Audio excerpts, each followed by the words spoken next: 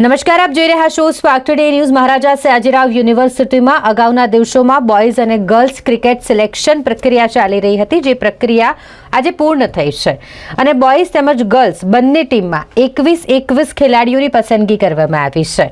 Boys team JM આદિવાસી university quota 9મી જાન્યુઆરીએ રમવા જવાની છે। ગર્લ્સ ટીમ મોહનલાલ સુખડિયા યુનિવર્સિટીમાં 7મી જાન્યુઆરીએ રમવા જવાની છે, જેમાં બોયઝ ટીમમાં કેપ્ટન તરીકે આદિત્ય મેમણ અને વાઇસ કેપ્ટન તરીકે માનવ મહેતાની પસંદગી થઈ છે। સાથે સાથે ગર્લ્સ ટીમમાં કેપ્ટન તરીકે આશિયા પ્રવીણ અને વાઇસ કેપ્ટન તરીકે ડોલી જંગીરની પસંદગી કરવામાં આવી છે। છેલ્લા 4 દિવસથી ક્રિકેટ મેનની સિલેક્શનની પ્રક્રિયા ચાલુ હતી।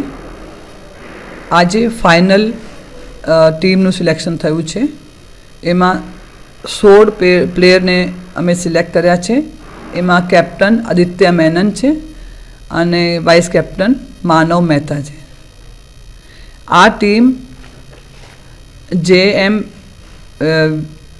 આદિવાસી યુનિવર્સિટી કોટા રમવા જવાની છે। એનું શેડ્યુલ 9 તારીખથી 15 તારીખનું છે અને આ આપણા ટીમ એમએસ યુનિવર્સિટીની ટીમ 7 તારીખે અહીંથી રવાના થશે।